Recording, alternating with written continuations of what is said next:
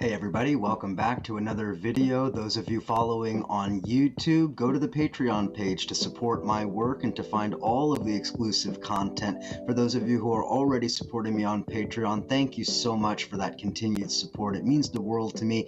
Very hard to produce all of this content without having some support, so I feel very grateful for that. So I promised that I was going to try to keep these videos to roughly 5 minutes, and that's exactly what I'm going to try to do here today in talking about a very complicated issue that certainly cannot be done full justice in 5 minutes. And that is the recent announcement from Russia that it has established or will be establishing a permanent naval facility in the African nation of Sudan. This may have come as a surprise to some people, though those people who follow the region, this was certainly no surprise and something that was predicted for quite a while. But we do need to understand exactly what the reasoning is here, because it does seem a bit unusual for a country like Russia, which is rather guarded when it comes to overseas military facilities. Its naval facility in the port city of Tartus in Syria, of course, has been a hot button issue since 2011 and certainly since Russia's intervention in Syria's war a few years ago. So Russia moving into Sudan with a naval facility is certainly eyebrow raising. Now, there are obviously reasons to be skeptical. Russia's economy has some significant problems, both superficial and structural.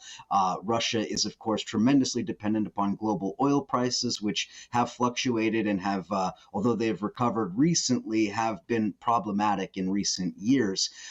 Similarly, Russia has a fairly weak overseas position and a lot of logistical concerns as to whether or not they could really use such a facility in the way that it's being promoted. But all of that skepticism aside, I think this is a very, very significant development, and I don't think we should understate Russia's capabilities here, both their military capabilities and the political will to carry forward those capabilities. Russia sees its position in Sudan as one of power projection, as demonstrating both in East Africa and in the Horn of Africa, but more broadly on the continent, that Russia is a real player here, that Russia may not be bringing the kind of economic incentives that the Chinese bring, but that Russia can provide protection. And so by moving advanced weaponry, by moving nuclear submarines and these other type of maneuvers, Russia would be materially demonstrating what it can provide to these African countries, particularly those, and this is important, who have in recent years seen the United States as being an unreliable guarantor of their safety, whether it's the safety of a corrupt regime or whether it's the safety of the state itself.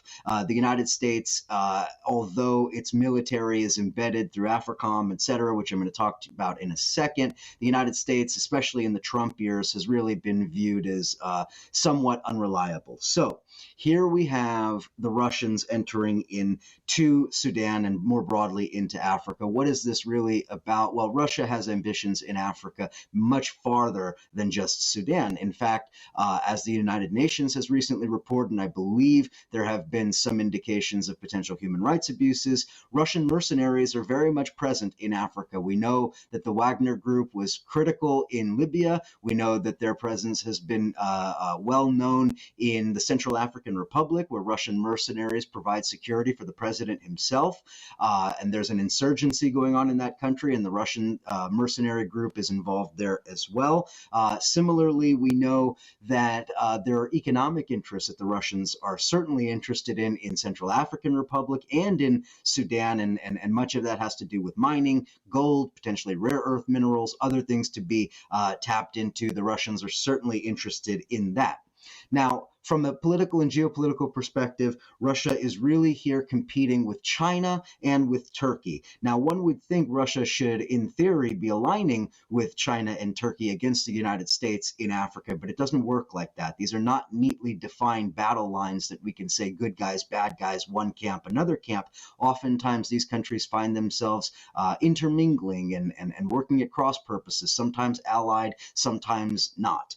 So, With regard to China, the Russians see China as the dominant player in Africa economically. Their massive investments worth billions upon billions of dollars have brought One Belt, One Road initiatives to Africa. They have brought massive financing and investment. Most importantly, recently we've seen the Chinese investments in the Grand Ethiopian Renaissance Dam, which is one of the most controversial issues in Africa. I'll probably have to do a separate video just on that to explain it. Similarly, China is engaged in West Africa with telecommunications, railway development, massive infrastructure development, some of which has failed, some of which has been successful. And so anyway, the Chinese are major players in Africa in that way. Also with regard to energy, they have invested heavily in offshore development in places like Mozambique, which obviously raises questions about the insurgency going on in that country right now. Another issue I don't have enough time to discuss. See, I'm already past 5 minutes.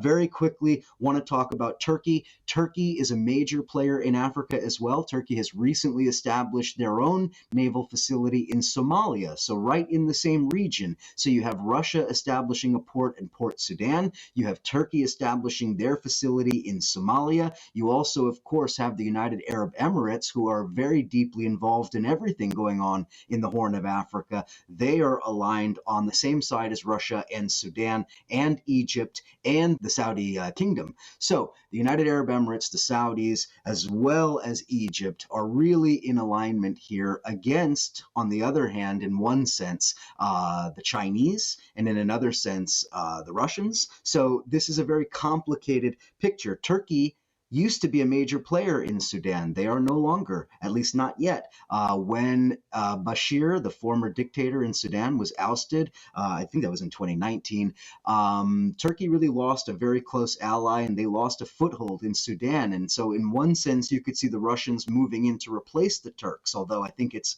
a little bit less neat than that.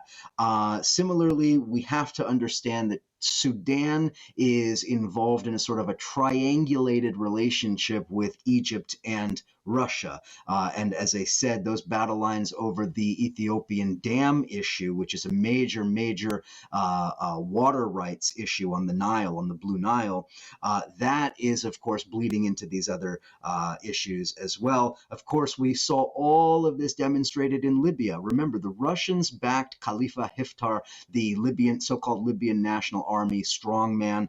The Russians on the same side as the Egyptians and the UAE, they were all, and the Saudis, all backing Haftar against the Government of National Accord, which was the officially recognized government, which was backed by Qatar and Turkey. So those battle lines in Libya have, in a sense, been transposed into Sudan and into East Africa. So you have to keep that in mind as well. And then behind all of this, we should never lose sight of the gigantic imperial elephant in the room, that is the United States, particularly with respect to AFRICOM, the U.S. military footprint in Africa. AFRICOM has been expanded rather quietly under Obama and to some degree neglected by Trump, but not exactly. So the United States has a vast network of drone facilities, places like Niger, Burkina Faso, elsewhere in Central and West Africa. The U.S. has a major security presence running counterterrorism operations from Cameroon and Nigeria to the central part of the Sahel to the central part of the African continent itself. So the United States has a wide array of tools in terms of drones and technology, but they also have embedded military advisors in the bureaucracies of these African states. So many of these African militaries themselves are essentially adjuncts of the U.S. military. And therein lies one of the major areas of conflict that we can look for in the coming years. How will the United States employ this sort of embedded power that it has inside of these African militaries as a way of leveraging against the Chinese and the Russians and the Turks, who they would obviously feel are encroaching on U.S. influence in Africa. So if this sounds like a neo-colonial scramble for Africa and influence over the continent, it is in a sense, but it's sort of a neo-colonialism of the 21st century where the lines are much more complicated, much more blurred, and we can't simply understand the world as neatly divided between good guys and bad guys. Guess what? Africa's a complicated place. These countries that are trying to get influence in Africa have many varying interests, all of which need to be understood. Pay attention to Africa. It's going to be very important in the coming years. Thanks so much for your continued support. Check me out on Patreon and, of course, YouTube. Thanks again. Talk to you soon. I guess that was 10 minutes. What could I do?